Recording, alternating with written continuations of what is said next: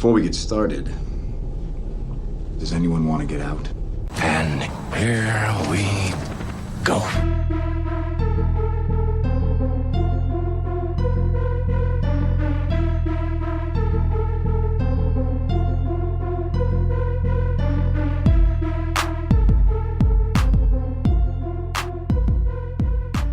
Live from the Hollywood foothills of North Carolina, welcome to the return of the Confirmed Epic Podcast, the official podcast of the EPICreview.com, and proudly presented by the Geeks World Wide radio network. I'm one of your hosts, the real Brad Bell, and joining me tonight is not my usual co-host. It's not Jerry Barbecue 17 Reed, but it is everyone's favorite Swede, the one, the only, former host of Geeks on Screen, and current host of Geeks Talk TV for Geeks World Wide Radio Network, Everett Harn. Everett, my friend, thank you for coming on, and how are you doing? I like how you mentioned both the podcasts, and everyone's going to be like, what the hell is he talking about? Geeks on Screen? I haven't heard of that name ever.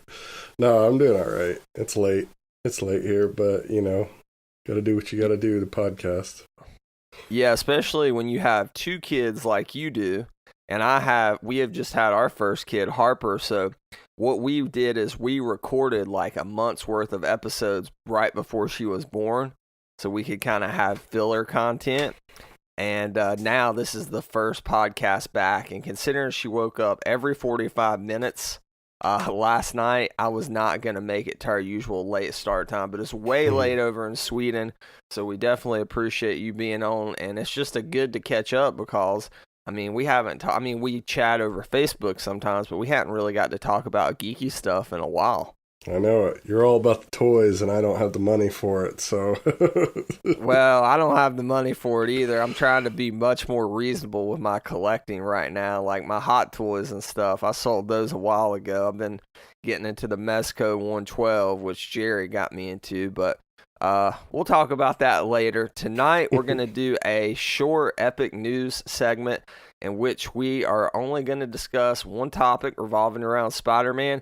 Then we're going to get into an in-depth, I'll call it a review, but it's kind of more of a character-by-character breakdown that the way Jerry and I did for Last Jedi. And that was a really popular format, a lot of downloads and good feedback with that. So I think it'll be fun to do that for Infinity War. Plus, everybody and their mom, even on Geeks World Wide Radio Network's done their Infinity War podcast.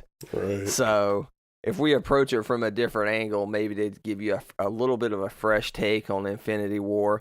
And we recorded a short reaction, on the ride home. I did with my good friend Evan Truelove, but this would be a deep dive into it. So without further ado, let's get this show on the road. Let's start with the epic news segment.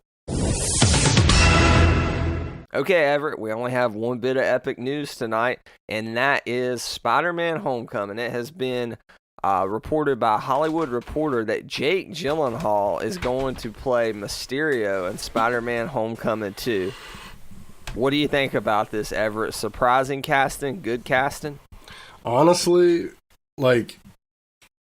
it doesn't matter who they cast for Mysterio because he's got a fishbowl head, which he should have.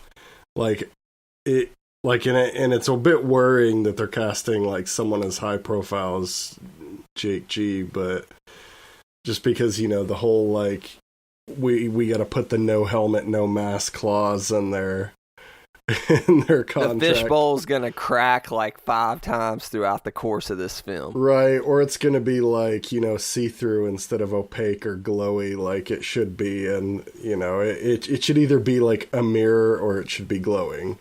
And I'm a bit worried of what they might do, but I mean, Mysterio, the whole thing in the cartoon back in the day was, who is Mysterio, and so they could still do Jake Gyllenhaal's character story on the side and just not, kind of I don't know, I don't want to compare it to any of the old Spider-Man films, but I really don't think it matters who they cast to play him.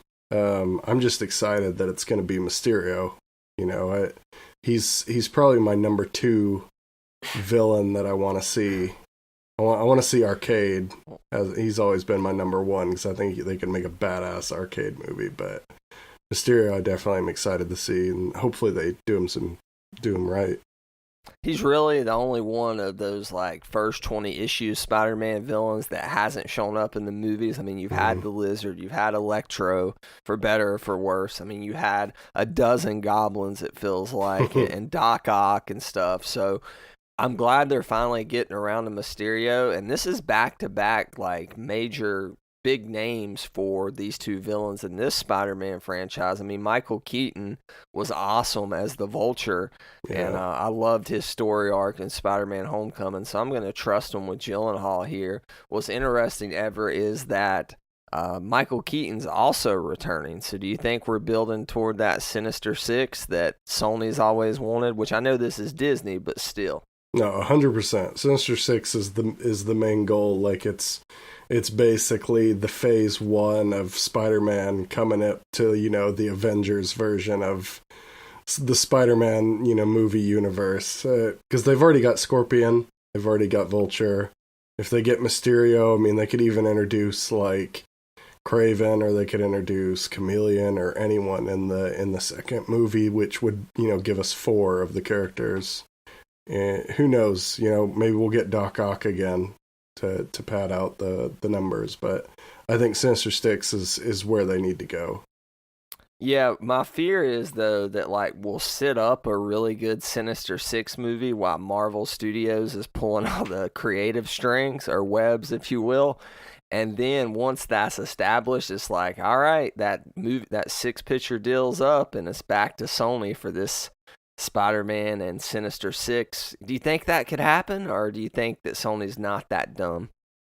I don't know. Like, I've always criticized the old Sony, like, Spider-Man movies, and I definitely criticized the deal that they made with Disney, but since seeing the Miles Morales Spider-Man trailer, and then seeing, like, I didn't watch a whole lot of it, but a bit of the Venom trailer, Sony might, like, they might have realized what they were doing wrong and might be trying to, like, take things in a new direction. And if that's the case, maybe I'll give them another chance, but I don't know how many chances I could really give them, but who knows? This is their third chance. Yeah. Well, it's hard to see, or to judge before we see Venom and the Miles Spidey animated movie, but yeah.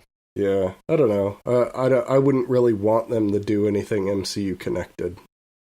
I just hope that somehow, some way, and I know it all boils down to money with these things, that they continue to let Tom Holland's Spider-Man be the linchpin of the MCU moving forward. Like, Robert Downey Jr. is going to leave big shoes to fill, but I think Tom Holland, as he grows into that role more, could fill those shoes as far as building the universe around him the way they've done kind of with Iron Man in the first couple phases of the Marvel movies. I mean, Stan Lee just came out this week and said, I know Stan Lee's all about kind hyperbole and he's 95 years old, but he said this is like the best Spider-Man as far as how he envisioned him, and Tom Holland obviously took that as a very sincere compliment. So I hope that can happen. As far as Mysterio, I mean, Jake Gyllenhaal is one of the, he's an A-list actor.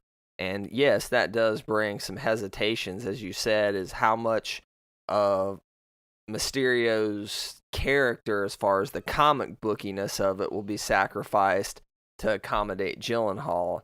But in Kevin Feige, we trust, and if he had something to do with this decision, I mean, he hasn't made too many mistakes on the casting side of things.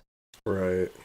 So, it's just going to be weird to see how they bring Vulture into being villainous again, because, remember, spoilers for Spider-Man Homecoming here, he didn't want to rat Peter Parker out to the Scorpion once he got to prison, so it's like he had some respect for Peter, or he was protecting Peter because of his daughter, the feeling she had for him. So, I don't know what's going to make that switch flip to where he is all of a sudden, let's kill Peter Parker and get the Sinister Six. I hope there's like a good storytelling reason for that.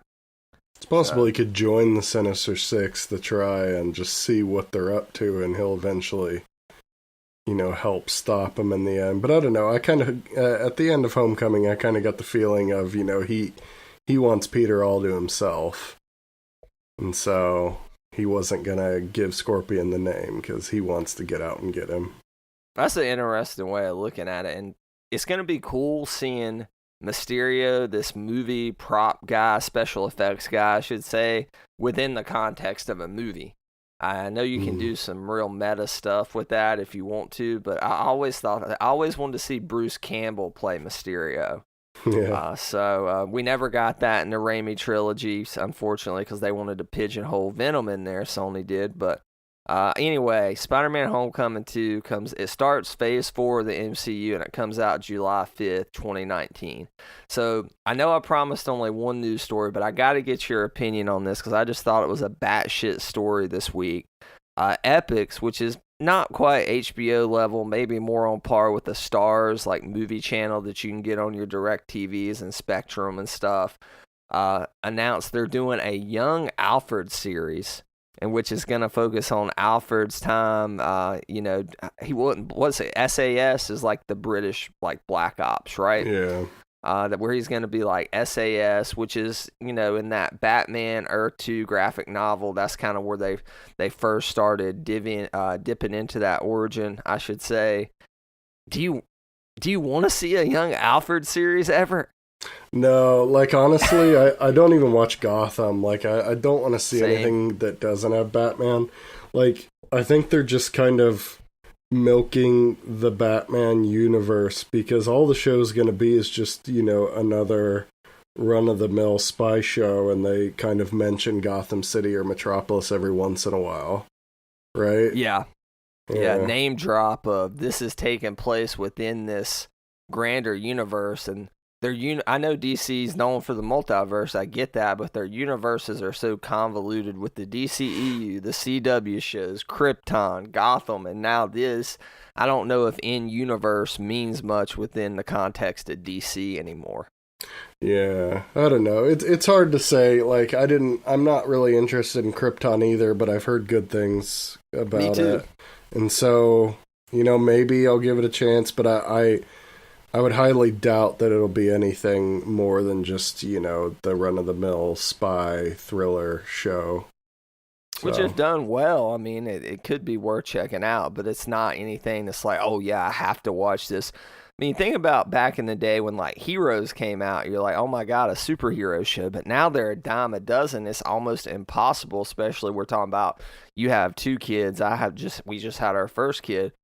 Although you do get to watch a lot of TV with a newborn because you're sitting around a lot. I watched 14 episodes of Arrow in the past week that were built up on my DVR just because I'm getting up at night with her and stuff like that. Nice.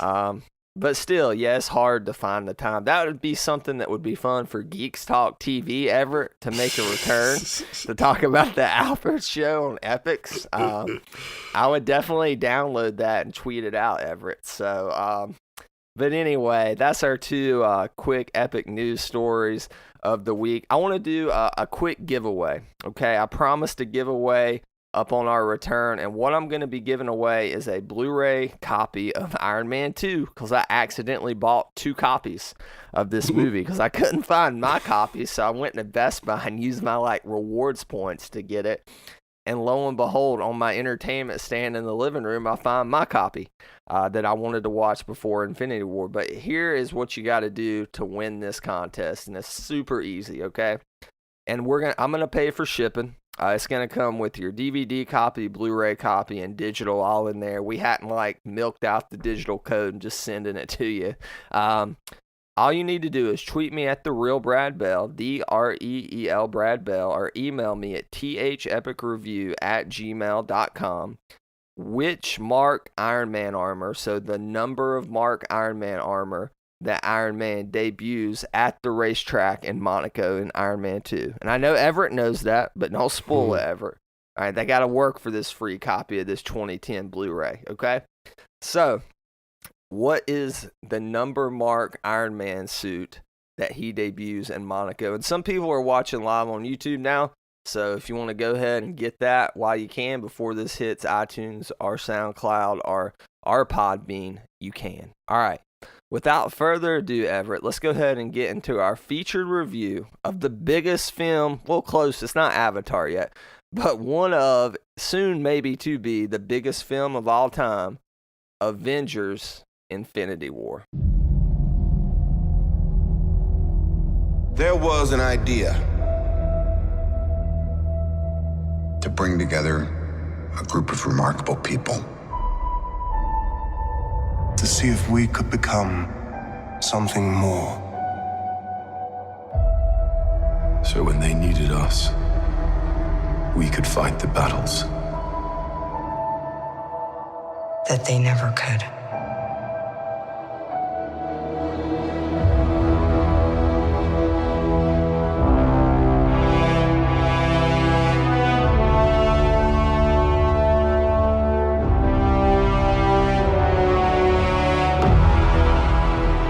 In time, you will know what it's like to lose.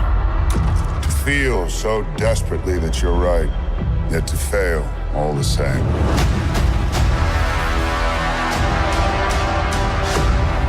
Dread it. Run from it. Destiny still arrives.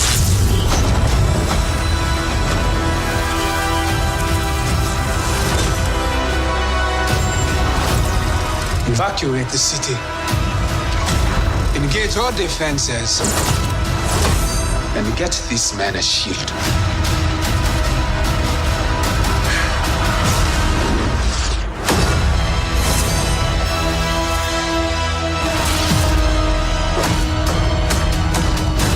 Fun isn't something one considers when balancing the universe.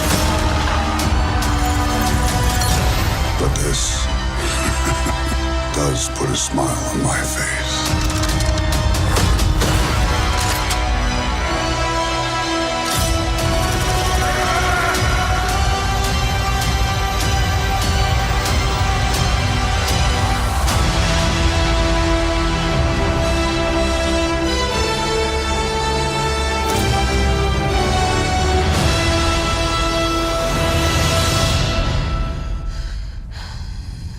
Who the hell are you guys?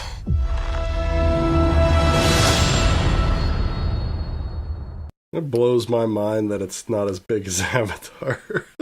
Well, Avatar had that 3D money. You know how that goes. I think it's like the whole kid factor too. Like people were warning off kids for Infinity War for good reason, but you know, I think that's got to be it too, right? Yeah, definitely. And 3D was such a new thing back then, and it was a technological achievement, and bullshit. I hate Avatar. So, all right, let's move on. Let's get into, as we like to do during our featured movie reviews, a few stats from the film.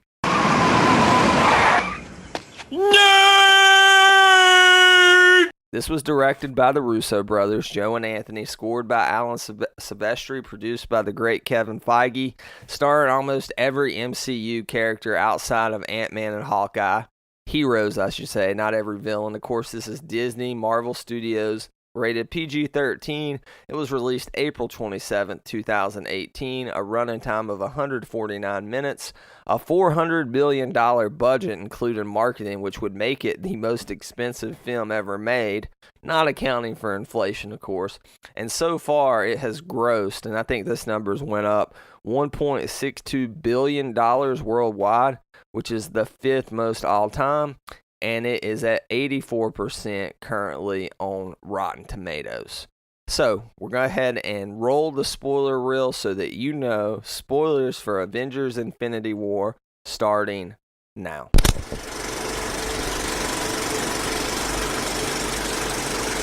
All right, Everett.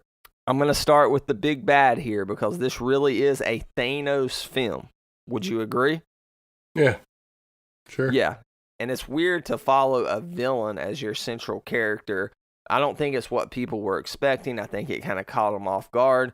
So starting with the biggest bad here that the MCU has to offer. I know that's an arguable statement. How'd you feel about Thanos? Did he live up to the 5 years of hype? Yeah, no, I think, like, you know, he obviously looked different in Infinity War than he did in any of the other films. You know, the first cameo of him and the end of Avengers credits was, he was like pink. And then in Guardians of the Galaxy, you know, he that's like the first film they used Josh Brolin in. So it was cool to see him in that. But in this one they just kind of put him in a vest, and he doesn't wear a helmet, doesn't have much of the armor except for at the start. And I was expecting it to be a Thanos-centric film, honestly, because he is such an interesting character. I mean, he holds his own solo comic pretty well. Yeah, he really does. But I wasn't sure what direction they were going to take him, because if you read the comics and you're a fan, you know that the reason why Thanos is doing what he's doing is to win the love of the Mistress Death, the goddess of death in the Marvel universe, and he blinks out half the universe to try and impress her. So I predicted a lot of the stuff, but I didn't expect them to go with the more like reasonable and realistic and approach that really almost put me on his side, I would say. He was a very sympathetic villain. Yeah, and I mean, you could understand that he 100% believed that he was saving the universe by having the population of all these planets, because he's done it in practice in small scale.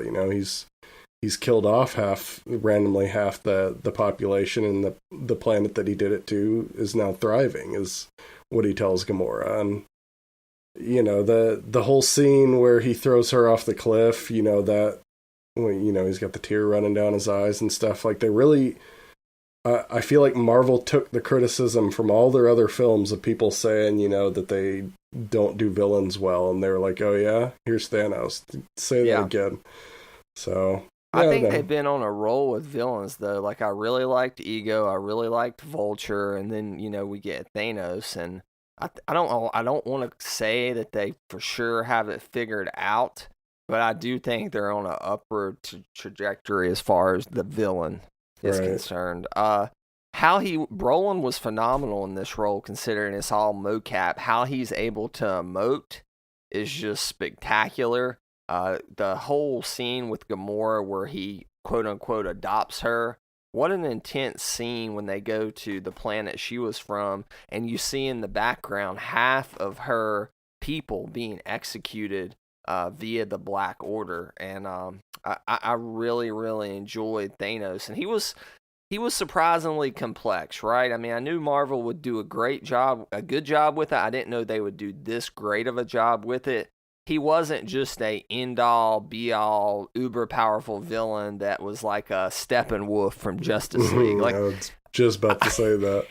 I never would have thought it would have been as bad as Steppenwolf, but it would have been easy to go in that direction, right? Right. And they never fell into that all-powerful uber trap. So, what did you think about his use of the Infinity Gems? Specifically the reality gem, where he's messing with the surroundings when he's interacting with the Guardians and stuff like that. Do you think that was well done? Yeah, definitely is way better than I would have ever imagined in my head before. I feel like some of those gems are really hard to think about how they would show the use of them, but I think they did it well and in a way that you felt like he can't be stopped. Whenever Gamora kills him in the Collector's warehouse, and all of a sudden things just wipe, and he's back alive, and he's just standing there, and the whole place is on fire, and you're just like how do you stop that kind of thing? And then the minute Doctor Strange gives him the Time Stone, you're like, well, I mean, we know the power of the Time Stone from the Doctor Strange film. Thanos is going to be able to use that even more efficiently, so there's nothing they can do. And I feel like by the end of the film, I was expecting the finger snap, but yeah, by the end of the film, I was just there's nothing they can do. They just need to. I've come on Doctor Strange's side. They just need to let him win. Yeah, it was so well done. Like when he turns Drax to clay. Yeah, in the cubes. Yeah, and the little cubes. Yeah, it was. And Mantis gets turned into a slinky, basically. like ribbons. And it sounds stupid, us like describing it, but as everybody in the world has seen this film, when you see it, it really like works in the moment. So, and that's straight from the comics that Drax getting turned into cubes. Oh, really? Because okay, so the Infinity, it's Infinity Gauntlet in the comics, the big Jim Starlin story, right? Like I've never actually read that like cover to cover. I mean, I'm familiar with like some of the stuff that goes on being a comics fan, and I was tempted to do it, but now I'm like not wanting to do it because I know some things that happen at the end of that will probably somewhat happen in Avengers 4. So I'm just going to wait and then read Infinity Gauntlet. It's probably the only like big Marvel that and Annihilation are the two big Marvel crossovers that I haven't read. Oh, you haven't read Annihilation? Boy. No, I hadn't. My favorite Marvel comic. It's a lot of people's favorite Marvel comic, and it's the end all be all of the cosmic stuff. But so along with Thanos, we get the Black Order. They were very well done. Now, I was familiar with the Black Order from Jonathan Hickman's run of Avengers when he created those characters like Proxima Midnight, Cole Obsidian, Ebony Maw. All right, who's the Clovis Glaive? Corvus Glaive, yeah, and Corvus then Glaive. Black Dwarf or White Dwarf. White Dwarf. I think it's Black Dwarf. Dwarf. So, and these characters are badass within the context of the film, but they're it's kind of almost like Steppenwolf's a general for Darkseid. You just don't know how that's gonna work in a film, but I mean, they nailed it. And Ebony Maw was, in particular, he's probably my favorite one of the Black Order in the film. Just how he would kind of sit up and establish, like, all right, here's Thanos. We're going to take over. We've done this so many times. Like, resistance is futile. He didn't say that, but, you know, in everything he did say, he was saying that. And it was just like, damn, it made it feel like these guys have done this like dozens of times and this is nothing, right? So did you like the Black Order, and were you familiar with them from the comics? Oh yeah, super familiar. I liked all of them. I thought they were all really well done. Ebony Maw was the most different from the comics. Yeah. But I think they couldn't figure out how to do him from the comics, because in the comics he doesn't have any powers. Mm-hmm. His powers are just like he can persuade pretty much anyone to do anything. In the comics he whispers, into Doctor Strange's ear and causes him to summon Shuma-Gorath. It made him think that was the only way to stop Thanos, and Shuma-Gorath coming into the main universe is a bad thing. I feel like they thought we need someone that does the magic stuff, to fight Doctor Strange. And so they gave him, telekinesis type powers, which I thought was cool. I thought they did like a cool job with like the needles. Proxima Midnight, I think they did a good job kind of with the whole her versus Scarlet Witch and Black Widow toward the end. You could kind of feel there's a bit of animosity. The one that I wish that they would have done more with was Corvus Glaive, because in the comics, Corvus Glaive is the one that comes down and says, Thanos is coming, rejoice, you're about to be saved, and stuff like that. And he challenges Thanos later on in the comics, right?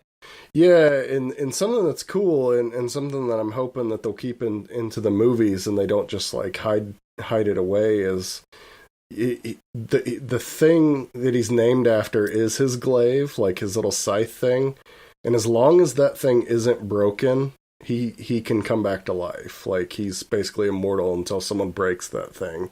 And it wasn't broken in this movie. Like, I was looking out for that.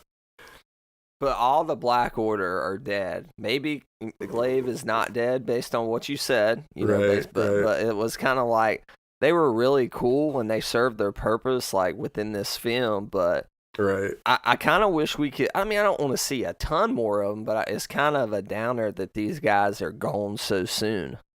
Yeah, I know a lot of people were a bit disappointed because Corvus Glaive and Proxima Midnight are basically a couple in the comics, and they were hoping they would build, just a tiny bit on that because it's, Corvus Glaive and Proxima Midnight versus Vision and Scarlet Witch, who are also a couple. Like, they could have built on that a bit more, but yeah, otherwise, I thought they were good.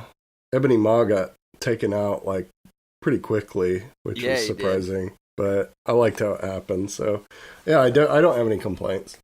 Yeah, I thought they were pretty awesome, and I loved when when Iron Man calls Ebony Maw Squidward when they go out there to kind of face them in the streets of New York. So let's get into Iron Man. One of the most popular superheroes in the world, thanks to Robert Downey Jr.'s portrayal of this character over like 6 or 7 films now. One thing that I thought that this movie did very well that I really hadn't gotten, I think, since the first Iron Man, is it did a good job of establishing and reminding you of how important within this universe that Tony Stark is. Right. Like, for example, when he goes to space after them, after the big showdown in New York, they show that news clip of Tony Stark missing, and it's like, this is like one of the most important people in the world and definitely in the United States within the MCU. And while we know Iron Man is that, I just thought that was like a cool little nod to see within the film. It was a little thing, but like that combined with Thanos' comments when they go into that big showdown on the moon of Titan. It's cursed with knowledge. Yeah, and how Thanos like is this world-conquering being who's been around for who knows how long, but yet he respects a guy who's just a man. And it's like, wow, that really, if you could up the character of Iron Man any more, and if possible, this did that. And I know they showed this scene in the trailer, or I should say these quotes, but it's like, you want them to remember you. And Tony's like shocked that this being knows who he is. Right. Yeah, I mean, why would Thanos know, really, is the question. And I think, just his answer of "I'm cursed with knowledge, just like you" is kind of cryptic, but it's also, like, I don't know, it's a nice nod, I think, to show that, I mean, Tony did go through the wormhole in Avengers 1, and he, he was the closest to Thanos. Basically, at the end of that, because presumably Thanos was somewhere near when they were sending all the Chitauri through that thing. So what did you think about the Mark 50 armor here, the nanotech, and him having the arc reactor, a version of the arc reactor, reinstalled after having it taken out at the end of Iron Man 3? Did you like this suit? Yeah, it did. It reminded me of the Superior Iron Man suit. How it's almost like a Venom symbiote. It can morph into different things, and I think they did enough cool stuff with it. Where he would morph it into like a sword, or morph it into like a big gun, or morph it into a shield, and that fight with Thanos on Titan. I mean, it's like Iron Man is given every freaking thing he has to fight Thanos, and he gets that one drop of blood, and Thanos is like, all of that for just a drop of blood, and you're like, damn, this is the best Tony Stark has, and it's like nothing to this guy.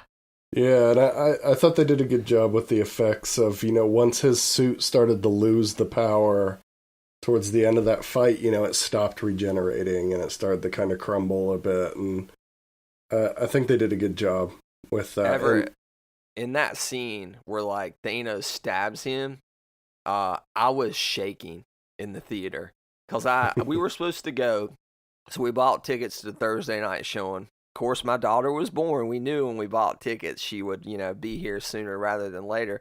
So I had to wait to that following Wednesday, and I avoid the internet like the plague. I avoided it. Twitter, Facebook, everything. I didn't get spoiled ever, amazingly enough. I didn't either. And so, yeah. So how long after it came out there did you get to see the movie? How many days after? Probably a week. I didn't see any of the trailers or the promos or anything either. I was complete. Wow, you didn't. I was watch complete the teaser? blackout.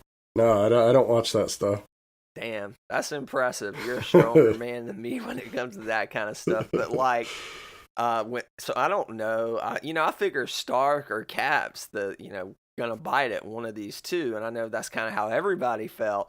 But I'm sitting there, man. I'm like, I'm not tearing up, but I was shaking. Like, they made me care so much about, and I like Iron Man in the comics and stuff, but they made me care so much about this fictional character that I was gonna legitimately be upset if he died. And I know he may bite the dust in Avengers 4, but yeah, so that just shows you like how great they've done. And you mentioned a superior Iron Man suit, and you're right, but it kind of it's kind of like the Bleeding Edge and like the Model Prime armor. It's kind of like an amalgamation of a whole bunch of different type of like more recent Iron Man armors, and it became its own thing within the MCU. And some people were like, they didn't like it because it didn't look practical enough, or they didn't like that he could pull, all these different weapons from his suit. But my argument was, he did all that, and did it really help him? No. So it never felt like too much to me. Speaking of badass suits, let's get to Tom Holland's Spider-Man here. The Iron Spider suit in Civil War, the comic, was one of my favorites that Spidey's ever had. And I know this is a take on that suit, but to see him in this suit, I know we're going to talk about the character and stuff of Spider-Man and what happens to him in this film, but what'd you think of the Iron Spider armor in action? Yeah, I liked it. We saw it at the end of Homecoming, and I was super excited about that. Even though I did avoid like all the promos and trailers, I did see like a picture of him in that suit, and so I knew he was going to be in it. I liked how they introduced it, how he was riding on that donut spaceship, and Tony just says, shoot up, the Mark 50 or whatever armor, and 53 or whatever, and it flies up, and just like the Hulkbuster did in Age of Ultron, it latches on to Tom Holland. And I think, when Ebony Maw was going through the hole and the legs popped out, that's when I got excited. Like that was the one part of the suit that stayed faithful to the comic version of the suit, is he had like the Doc Ock spider legs, and they actually used those legs in quite a few different ways, which I really enjoyed. Yeah, that's what I was going to get to. It wasn't just that this suit looked badass, it's that not only was the suit used very well, but Spidey's power set in these movies with Tom Holland, just the webbing and how he can move, his agility and stuff, they always do a really good job of in battle in whatever film using that. And that's something that I know we were kind of limited back with the Tobey Maguire movies and even the Andrew Garfield movies to what they could make look good. But his power set just looks so good on screen now. All right, so I want to ask you this. Is Tom Holland now the definitive on-screen Spider-Man to you? Oh, yeah. I could have told you that after Civil War. I mean... Really? Me and you have argued about... I think me and you argued about it, and like one of my old Geeks on Screen, like superhero podcasts, because you're a big fan of Spider-Man 2. That was your movie. I love that movie. I love Tobey Maguire. I really do, but I know you don't. I hate all those movies. I think that the only Spider-Man movie out of Marvel that I enjoyed was probably the first Amazing Spider-Man. I thought it was okay. It wasn't like the best, but I think Tom Holland does a really damn good job, and hopefully they'll keep him around for a while. I know there's people biting at their teeth for Miles Morales to join the fray, but... And I want to see Miles, but not yet. Yeah, not yet. Because we've still got, we've got Prowler, Donald Glover. Yeah. Is going to be Prowler, and that's, Miles' uncle, and so they're going to have the link there. So, I don't know. They can always organically bring him in. They don't have to force it. Let Tom Holland do 6 or 7 Spidey movies or play Spider-Man. It doesn't have to just be Spider-Man movies, and then organically through the Prowler you can bring Miles in. But let's get to the big thing with Spider-Man. Dude dies at the end. I know maybe not really dies. He gets the a turn to dust death, but damn, right?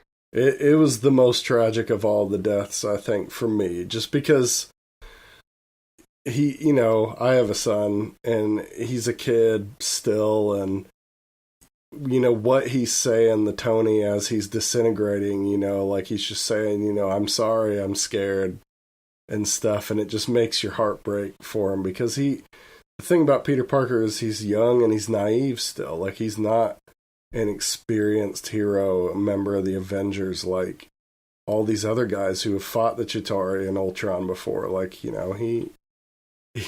doesn't really know what he's gotten himself into when he jumps in to help Tony and Doctor Strange in Manhattan. That scene where Tony is holding him on Titan as he turns to dust is maybe the most emotional, gut-wrenching scene of all the 19 movies of the MCU, because it's like, not only is he such a young kid, but they do a good job from Tony's perspective of having him show Robert Downey Jr. is just such a good actor, but just having him show the turmoil of, he brought this kid into this. This is his fault. He enabled him with these tech suits and called up on him because this was such a big threat. And he feels like he got this kid killed. Well, I mean, if you remember in Civil War, he'd tell him to stay down, and he said it pretty sternly. And then in Homecoming, he basically just tells Peter, you're going to get yourself killed. So, whenever the boat gets sliced in half and he takes a suit from him, he's just like, you're not ready for this because it's just too dangerous. And so we've seen that from Tony before. This was a tragic but good payoff of all that stuff. Just imagine whenever, spoilers for Avengers 4, we'll talk about that later, but whenever Peter gets, reanimated back by the gauntlet, like how that's going to feel. If they do it that way, I think it'll be pretty emotional. Let me ask you something with all this talk about the deaths. Okay. Like when when Peter Parker disintegrated, that was like, I can't remember if that was the first one, but that was one of the moments where I was like, oh, okay, these deaths don't really mean that much because they're all going to come back. And the Black Panther were the two that really tipped their hand, because I get that when they were making this, they didn't know what Black Panther was going to be. They couldn't in their wildest dreams imagine the cultural event that Black Panther would have been. But at the same time, when you see those two go, you're like, okay. And you put it together in your head that the only ones left are the pretty much original Avengers team plus Rocket. It's like, you gotta have Rocket. He's like the best one, so. The stakes were cheapened, but here's the thing, and I've heard a lot of podcasts and a lot of websites talk about this. Me and you and people like us who do this kind of thing, we know Spider-Man Homecoming's coming out July 5th, 2019. Spider-Man Homecoming 2, I should say. But your average moviegoer, I don't think they really know that, Everett. So I think to them, these quote-unquote deaths mean a lot more. Do you agree with that? Yeah, I think either way, whether they, read about it later after the movie, that there's another Spider-Man and they're confused and then they Google it and find out. Either way, the shock value, like even for someone like me and you, I was still shocked. Like whenever certain people disintegrated, like Winter Soldier, I was just like, oh damn, like when Peter Quill disintegrated, I was for sure that Peter Quill wasn't going to go. And he deserved a damn go. We'll talk about that. We're going to get to Peter here in a minute. Other Peter, I should say, because we're on Peter Parker now. I think the only one that would have, Groot was a bit sad too. That was probably second after Peter Parker disintegrating. But if Rocket were to disintegrate, that would be pretty tragic. Yeah. Okay, so I could talk about Spider-Man. He's definitely my favorite Marvel hero, has been since I was a kid. I don't think much is going to change that, even as I've grown to love Iron Man and Cap through these movies. Let's talk about Thor. And we'll kind of tie in Loki here too. What a great way to establish Thanos' dominance than killing the first Avengers baddie just right off the bat. First of all, what do you think of the decision to open up with the death of Loki in that whole opening scene? Well, I expected Loki to die. Like, me too. He's kind of ran his, you know. I think the most shocking thing to me was, you know, after seeing Thor Ragnarok so recently, you know, and the happy ending that they kind of received, besides like the short post credit thing, is that, you know, you just realize, oh, they're all dead. And Loki is another one of the characters that they could easily bring back with the Infinity Gauntlet. So that's another death that could be unmade if they really wanted to, but I don't think they'll do that. Let's talk about that for a second as far as deaths and what can be unmade. So here's my belief, and I know many have said this. I think everybody that died, like non-turning to dust, is dead. So I think Vision's dead, Loki's dead, and Gamora are all dead. And I don't think they're coming back. Whereas I think all those others are coming back. What are your thoughts on that? Well, Gamora is a different case. It's possible that what you're saying is right. Gamora is a special case because she was sacrificed to the Soul Stone, which is basically her soul is now like within the Soul Stone. Yeah, kind of where Thanos is at once he snaps his fingers, right? With that exactly background. Yeah, exactly. So there's a lot of theories that her soul could still be trapped in that, and then once, you know, whoever, Adam Warlock or whoever gets the gauntlet could release her if that's possible, but she might not be the same Gamora that, you know, she might not have her memories, because I think in the comics when that happened, she didn't have her memories. Let's speculate for a second, because I want to ask some questions toward the very end of this pod, which isn't now, but about kind of Avengers 4. But speaking of the gauntlet, so we see the gauntlet fried, right, when Thanos uses it. We did see another gauntlet in the in Peter Dinklage's, you know, place. Peter Dinklage's, yeah. What's his name? I can't remember. I don't remember. He's a dwarf. A giant dwarf, though. So yeah, the dwarf. Anyway, so I don't think that's going to come back into play. The fake gauntlet was on Asgard. Asgard's destroyed. So what I really think is going to happen, I think this would be really cool. I want to get your thoughts on it. I think Tony Stark may build another gauntlet somehow. Yeah. And they're going to get these gems back, and in order to get the soul gems, the one that requires the sacrifice, right? Right. So I think I think Tony will weld the Infinity Gauntlet or a version of it, and Cap will be the one to sacrifice himself so that Tony can use the soul gem. Just because I think that Chris Evans definitely wants it out. It would be a good way to tie up their bromance or their fallen bromance post-Civil War, because it's like he loves him like a brother, so therefore that sacrifice could allow Tony to wear the Infinity Gauntlet and have the soul gem. What do you think about that theory? This is my theory. Yeah, either that or Pepper. Either one will probably do it. It's possible that Tony would go a different route and create a suit that could house the gems too. Cause oh my God, can you imagine? That's an action figure that would be worthy of purchase right there. Yeah, because someone was speculating that, you know, they could take one of the suits, like the I don't know if it was like a Galactus Buster or whatever suit from the comics, and just rename it to the Thanos Buster suit, and it would house the gems, you know, or something like that. Like I wouldn't put it past him to try and harness the power of those things in a suit that he's created. So I think that would be cool. And you know, in the end, that suit could be his demise because of the power, because no humans are supposed to wield those things. Now, this is not a spoiler, because this is a complete rumor, okay? I heard a rumor that Ty Simpkins' character from Iron Man 3 is going to be in Avengers 4, excuse me. And I just wonder if maybe he pushes... Remember, he pushed Tony that you're the mechanic, you're the inventor, you don't need a suit. You can... And he makes that kind of homemade thing at the end and at the Home Depot or whatever.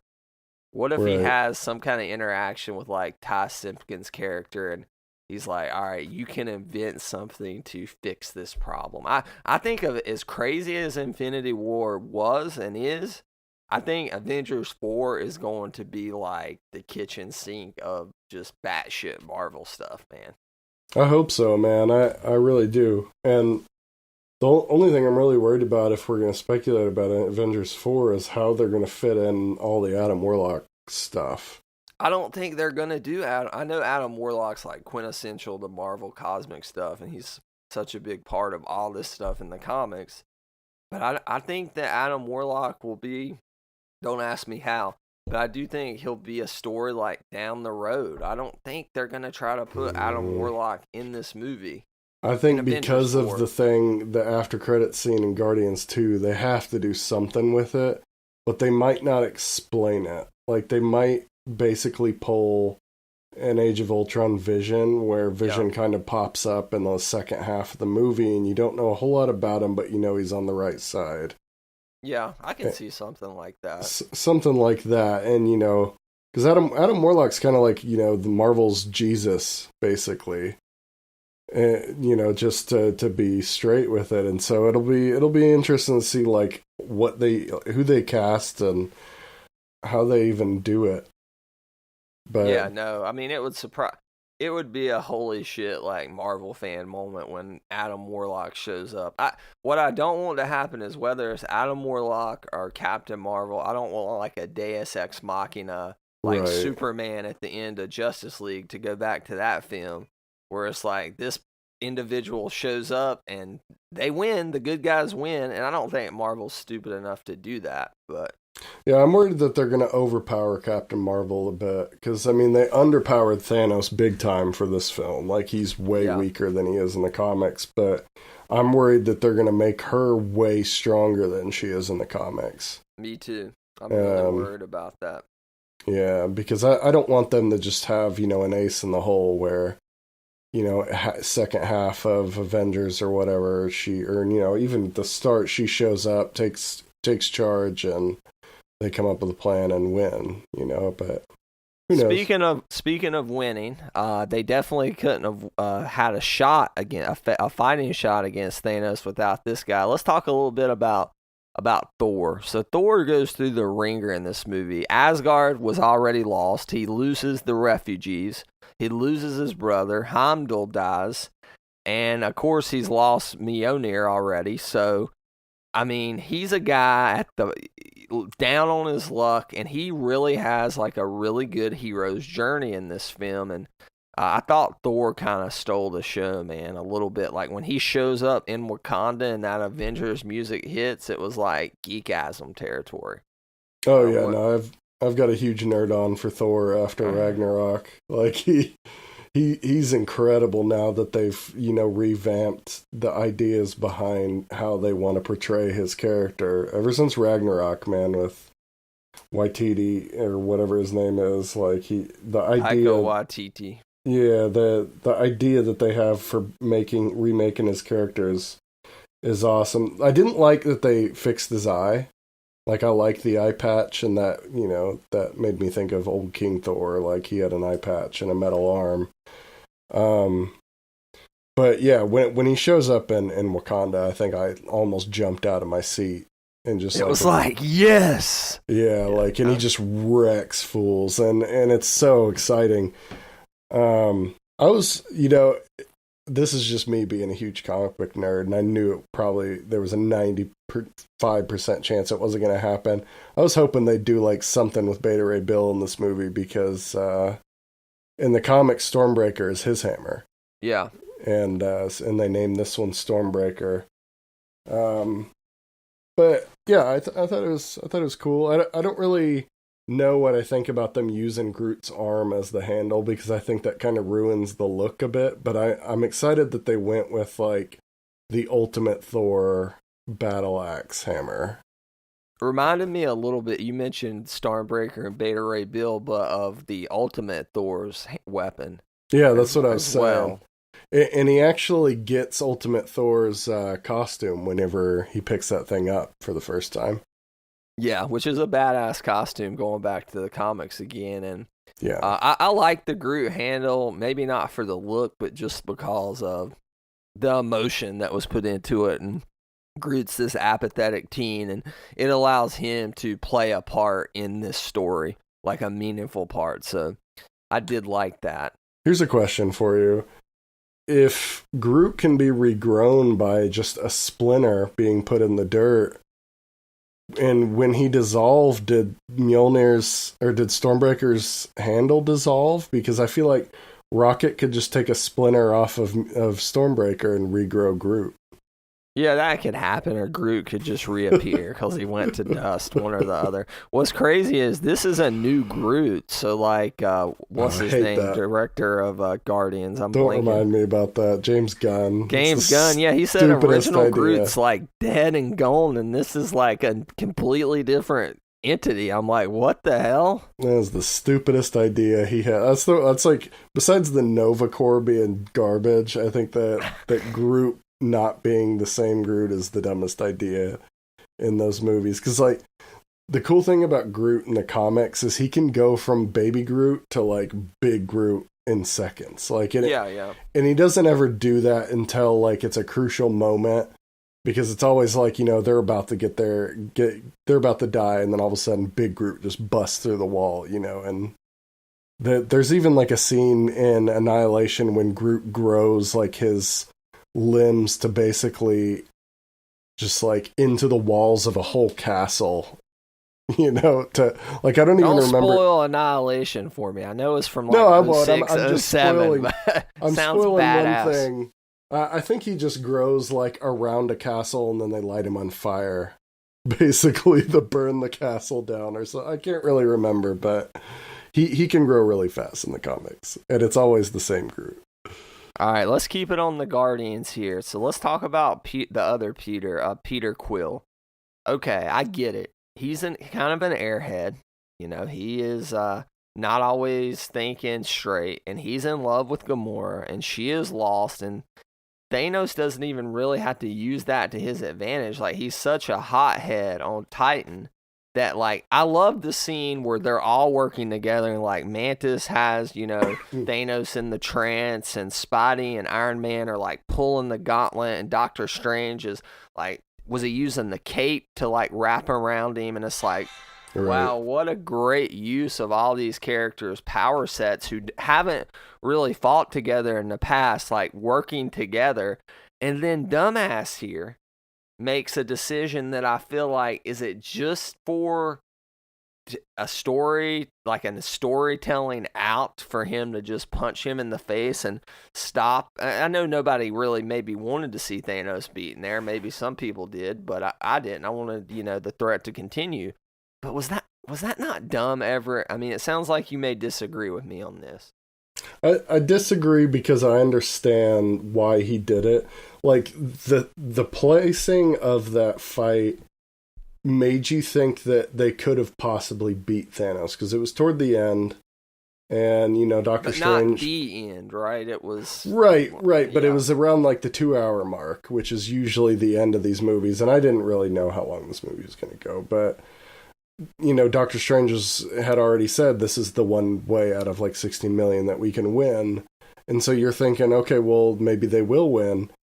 But I feel like they built up enough, maybe not enough, but they built up the Peter-Gamora relationship to where you can understand why, if Thanos was to say, you know, I killed her basically, or...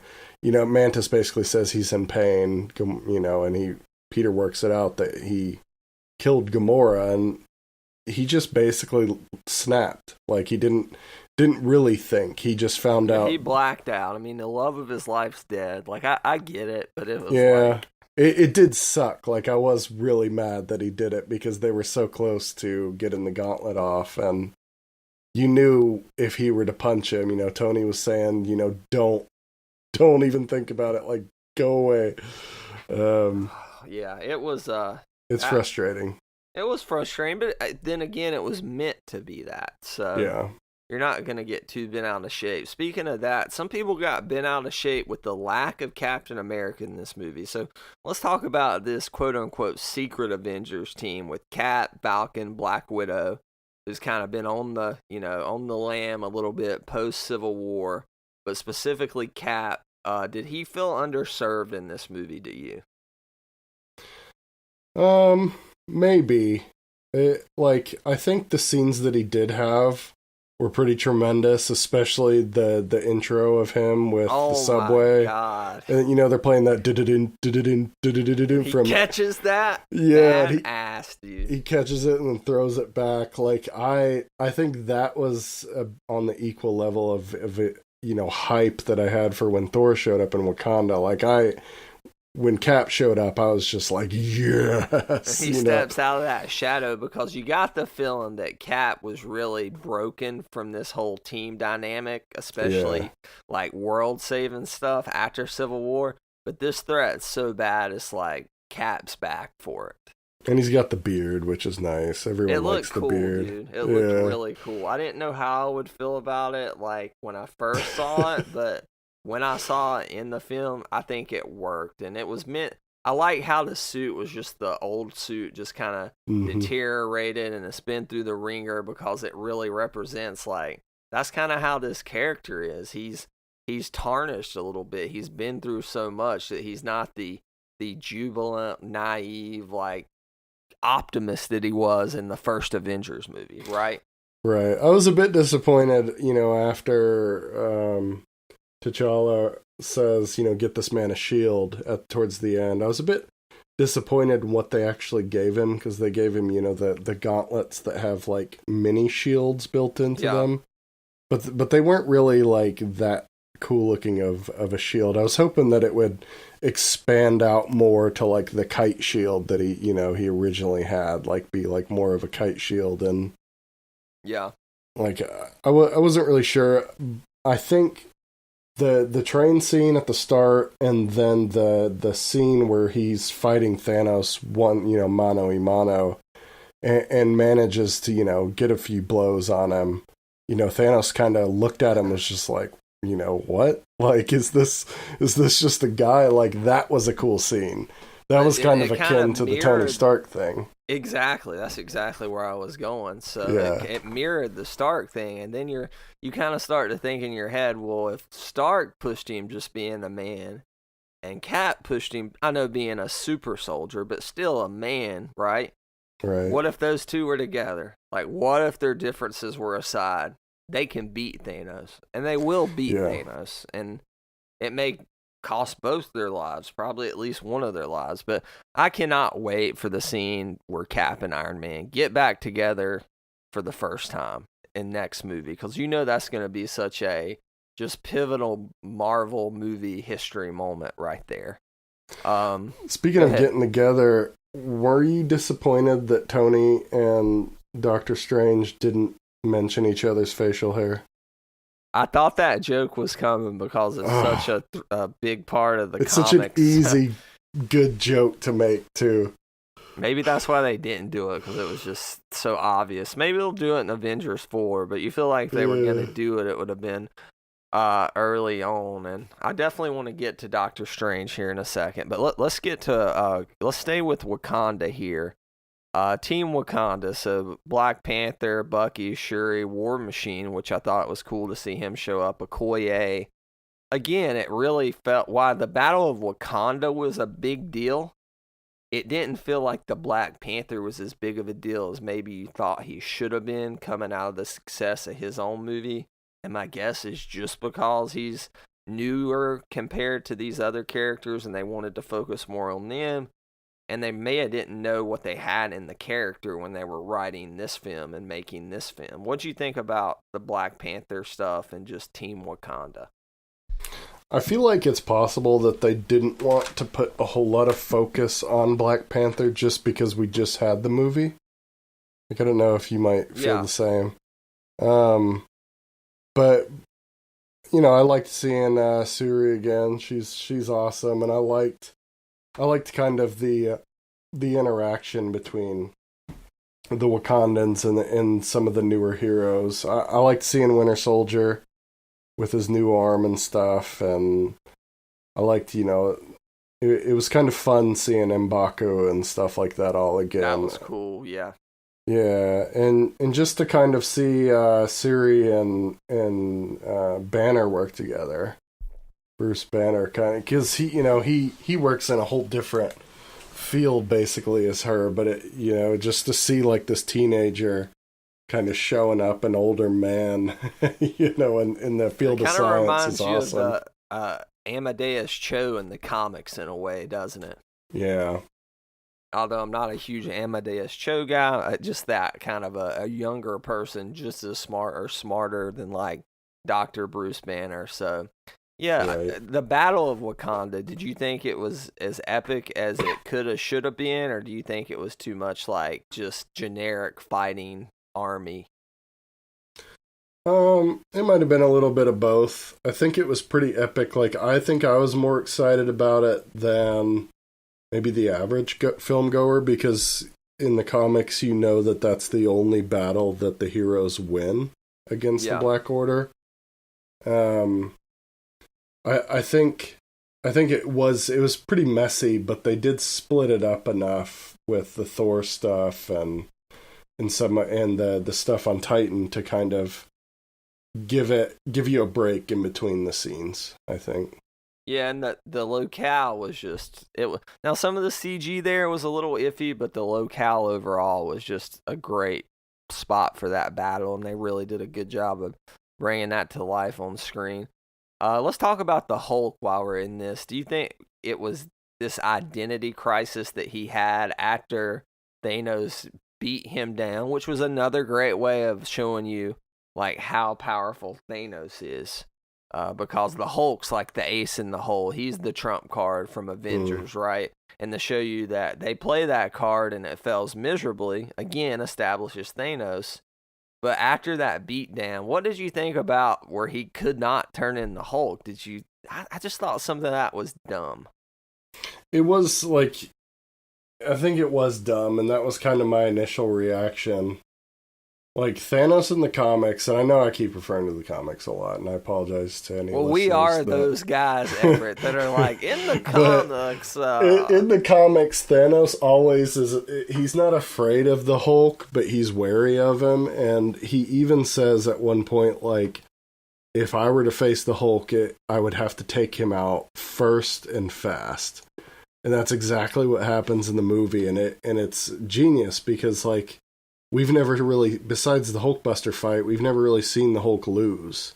Yeah. And so, and you almost forget that he's there because you don't see him until he, jumps onto the screen and knocks Thanos out of the screen. Like, you get excited that Hulk is there and you're like, oh, Thanos is in for it. But, I mean, Hulk's going to lose, and he gets it handed to him big time. But the fact that Hulk is afraid of Thanos, so afraid that he doesn't want to come out, is a bit dumb. But the writers couldn't fit the Hulk in anywhere in this film, because it's like, if the Hulk were to come back, all we would get is just a fist fight between Hulk and Thanos for like 50 minutes until Hulk turned into the end of Man of Steel. Yeah, exactly. It would be Man of Steel, and it wouldn't go anywhere. And so the writers had to come up with a way of not having the Hulk there. And it's the classic like Civil War trope of, how do we get rid of Hulk and Thor? Like, Thor and Hulk weren't in the battle for 90% of the movie. And when Thor did get into the battle, he killed Thanos nearly. I thought the way they sidelined Thor was much more well done, right, than the way they sidelined Banner. And from a storytelling perspective, you understand it, but yeah, it was dumb. I agree. It looked kind of dumb. Like, him and the Hulkbuster just didn't work for me. Like, it sounds good on paper that the Hulk and the Hulkbuster cool, or Bruce and the Hulkbuster cool, but he's like tripping around. You're in this big serious battle and he's like stumbling around. I just thought it was kind of dumb. I tell you what, I did like how he was, and I know they showed this in one of the first trailers, but how he had fell into the Sanctum Sanctorum, because in the comic that's Silver Surfer, right? And it's like, okay, if Silver Surfer's afraid, we should damn well be afraid. Same thing with the Hulk here. I know we don't have Silver Surfer, but it was still there. Like, the purpose of that moment was still there. Speaking of the Sanctum Sanctorum, dude, Doctor Strange, to me, he was my favorite part of this movie, just because he was okay in his solo movie. Not great, okay.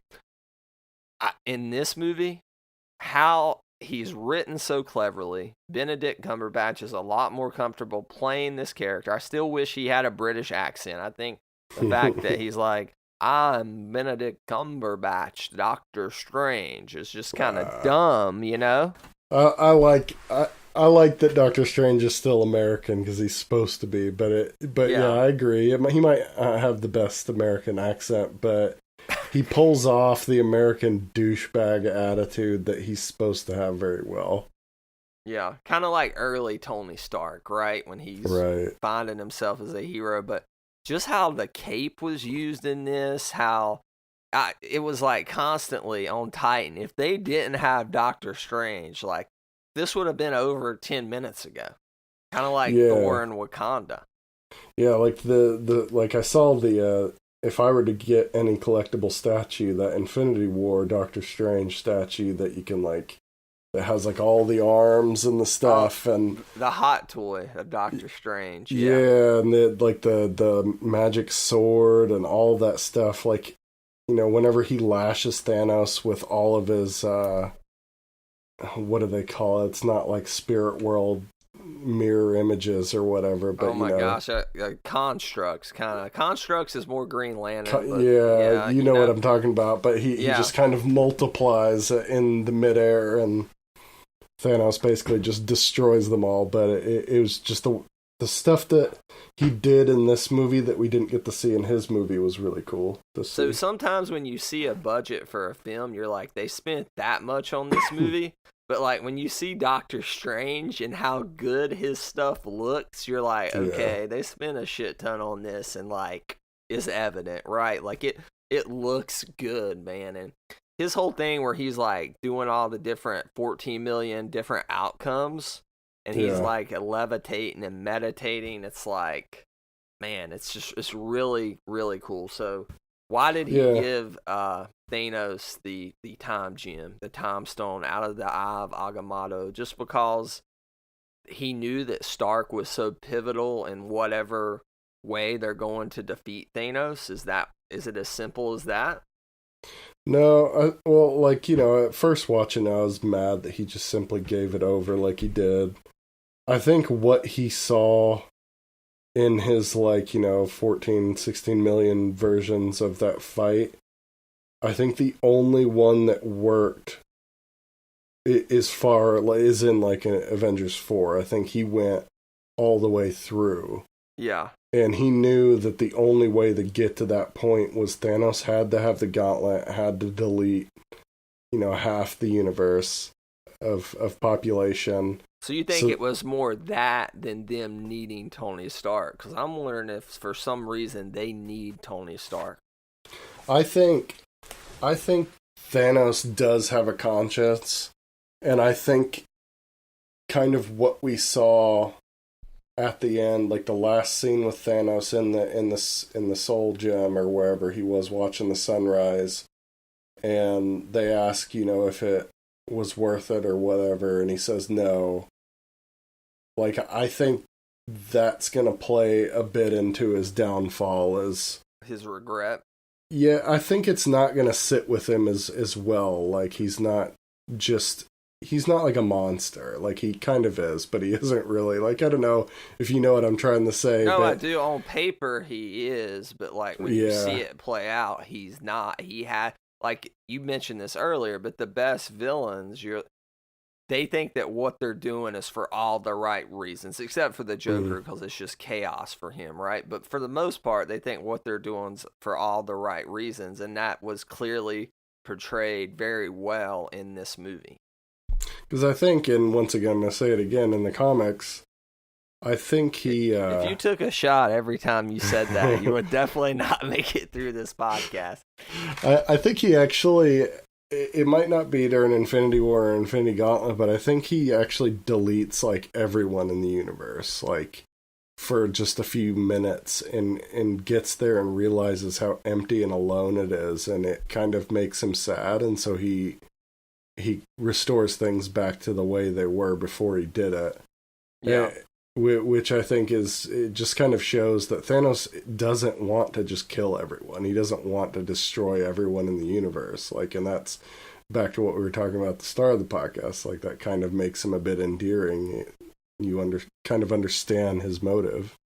All right, let's hit Scarlet Vision and the Scarlet Witch and the Vision really quick. First of all, I want to hear what you think about Vision in this film. I'm going to hit the Scarlet Witch stuff. Scarlet Witch, since House of M, I've really liked that character. Since like the Young Avengers Children's Crusade and that stuff, I've liked that character. Again, Everett, going back to the comics. But I thought this was the first time you really see, when she enters the battlefield in Wakanda, how powerful she is. It wasn't Deus Ex Machina, Superman, Justice League level, but it was like her, Thor, and Strange clearly are a tier above everybody else. And the film just did a really good job, as they did with the other two characters, Strange and Thor, doing that with Scarlet Witch. But what did you think of the Vision stuff? Yeah, I don't know. I liked Vision in Age of Ultron. I think he's kind of a cool character. Going back to the comics, I'm reading Tom King's Vision right now, and phenomenal. Just a side note. I need to read that, because like I'm not like too attached to the character of the Vision. Just because I haven't read a whole lot that he's in. Like, I think the most of I've read is like New Warriors or whatever that has Viz, his daughter, in it, and or Champions. Hold on one second. No, it's okay. One of the things I was going to mention is, was this dumb podcast? I'll be up that in 10 minutes. They're going to give up the whole universe just for this one being, even though he's quote-unquote something special, something different. So did you think that was dumb, Everett, that they're willing to give up the whole universe for just Vision? Or did it work for you? Yeah, no, I thought it was a bit dumb. I think, like, I get, like, the whole, like, moral argument that Cap was trying to make, but, no, I didn't agree with it. Yeah. So I know it's really late in Sweden, and it's getting late, especially when you have, a combined 3 kids here between your 2 and my, 1 month old coming up. So we're going to be wrapping this up. But before we give our rating, I just want to ask you a quick question. Or I should say, give me one prediction for Avengers 4. It can be anything, just one prediction where we can go back a year from now and be like, were we wrong, were we right?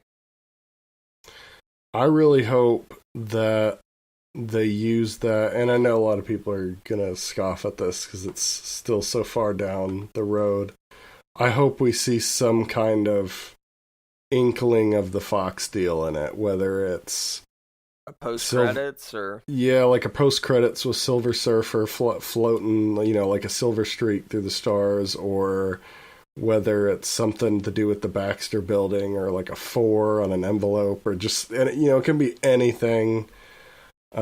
Just because of the power of the Infinity Gauntlet, and if they do bring people back to life, it's possible that the people they bring back to life come back differently than they were before. Yeah. Which, A, they could use to recast people, and B, they could use to bring in people that weren't there to begin with, like the mutants. So they do Flashpoint better than, like, DC does Flashpoint before they can. Yeah, basically. Big F you to DC. All right, so here's my prediction.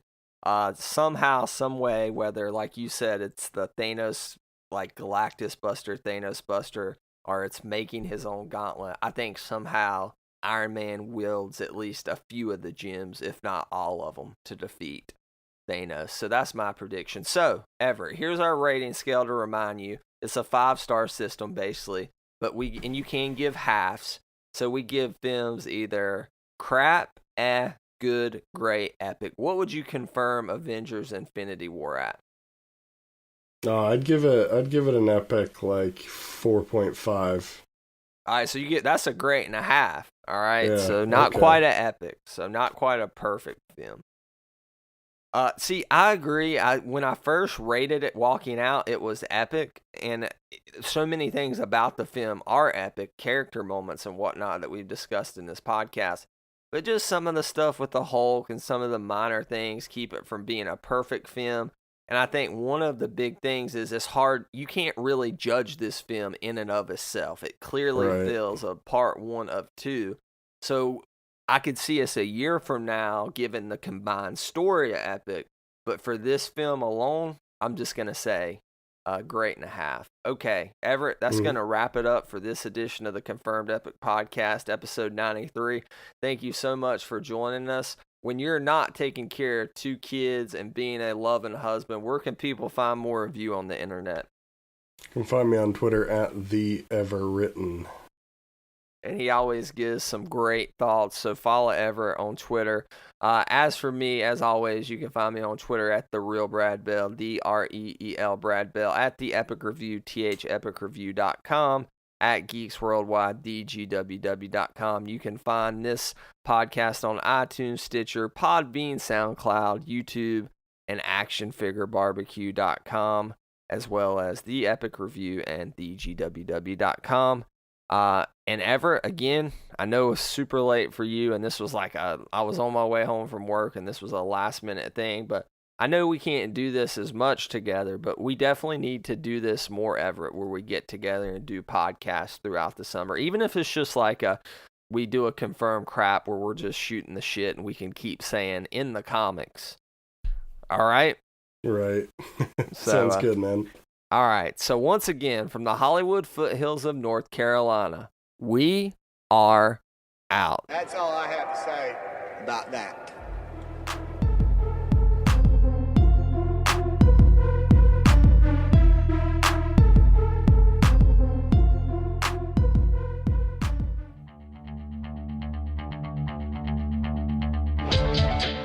This has been a production of the GWW Radio Network. Please don't forget to subscribe, rate, and review us on iTunes, Stitcher, and SoundCloud. Also, check out Geeks World Wide at thegww.com for all the latest news, reviews, and opinions on video games, comics, movies, TV, cosplay, and more. Geeks, assemble!